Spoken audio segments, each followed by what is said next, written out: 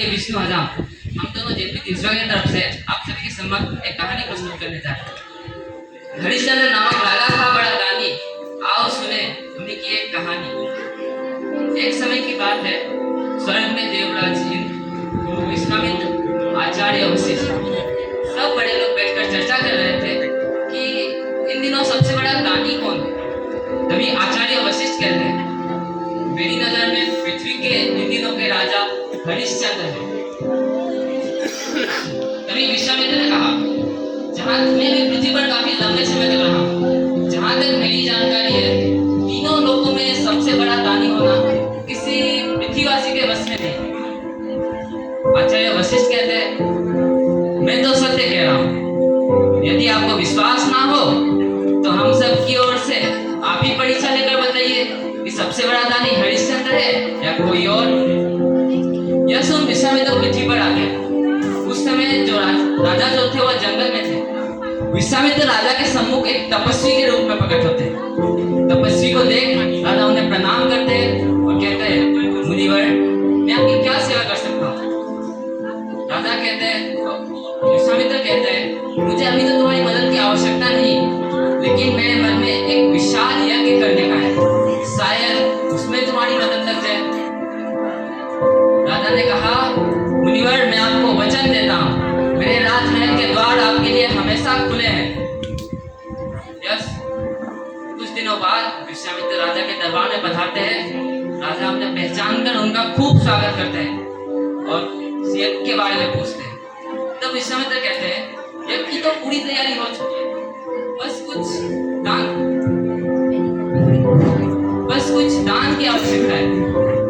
और समस्या यह है कि मुझे लगता नहीं जो मैं तुमसे मांगूंगा वो तुम मुझे दे सकते हो। राजा ने कहा, अरे ऐसे कैसे हो सकता है, मैंने आपको वचन दिया है, आप मांगो तो मैं अपने प्राण तक देने के लिए तैयार हूँ। विश्वामित्र ने कहा, इतना विश्वास दिलाते हो तो सुनो, मुझे दान में तुम्हारा सारा धन, तुम्हारा सारा ऐश्वर्य, तुम्हारा पूरा राज्य चाहिए। यह सुन सभी आश्चर्यचकित हो जाते हैं। सबको लगता है कि यह ना माने जाने वाली मांग है, लेकिन राजा सभी के सम्मुख मुस्कुराते हुए कहते हैं, मुनिवर, आपने तो बड़ी सामान्य चीज मांगी है।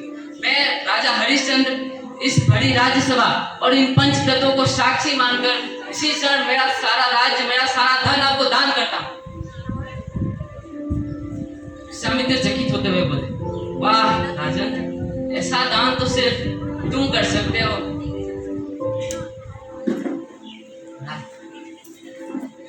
लेकिन शास्त्रों में लिखा गया है कि दान का संकल्प बिना दक्षिणा के पूरा नहीं होता, तो अब तुमसे दक्षिणा की भी अपेक्षा है।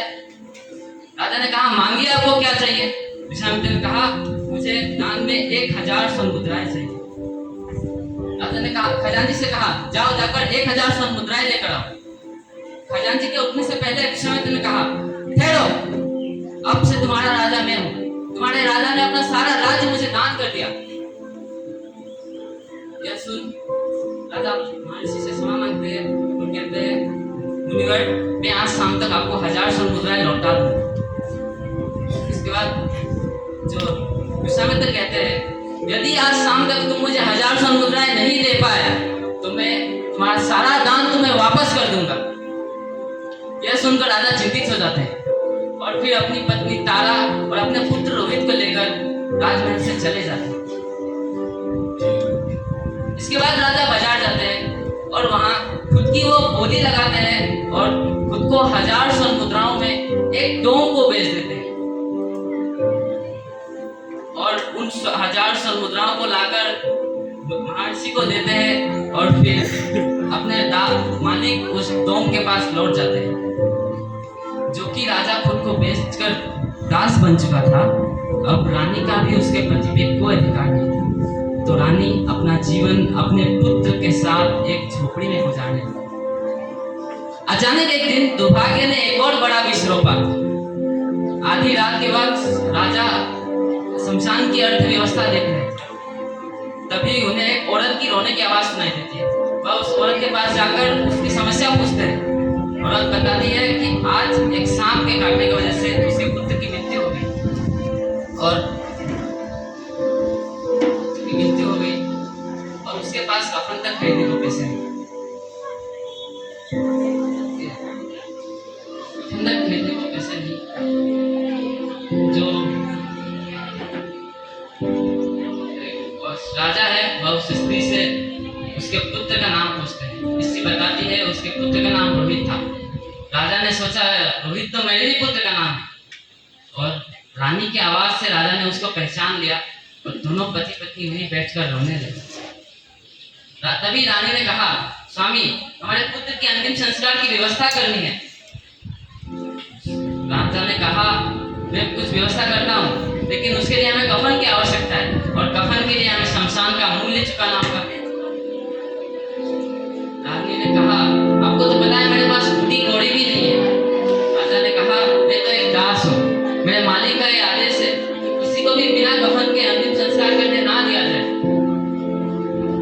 यह सुन रानी अपने पहनी हुई साड़ी के आगे से एक टुकड़ा फाड़ती है और कहती है, मैं आधे से अपना शरीर ढक लूंगी और आधे को कफन लेकर अपने पुत्र की अंतिम संस्कार कर अपना कर्तव्य निभाऊंगी।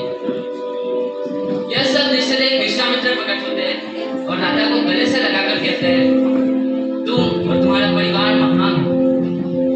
जो सत्य, मैं तो देवताओं के कहने पर तुम्हारी बस परीक्षा ले रहा था। तुम उस सत्यनिष्ठा और त्याग की इतने बड़ी परीक्षा में सफल रहे। मैं इसी क्षण तुम्हें तुम्हारा राज, तुम्हारा धन, तुम्हारा सारा ऐश्वर्य तुम्हें वापस करता हूँ, और देवताओं के आशीर्वाद से तुम्हारे पुत्र को जीवन दान देता हूँ। इसके बाद राजा और रानी अपने राजमहल लौट जाते हैं और वहाँ खुशी खुशी रहते हैं। राजा हरिश्चंद्र की दानवीरता देख भगवान भी उन पे फूल बरसाने लगते हैं। इस कहानी का सारांश यह है कि आपकी ईमानदारी तभी साबित होती है जब आपके पास बेईमान होने के उचित अवसर हो। आप मजबूर भी हो, फिर भी आप अपनी सत्यनिष्ठा और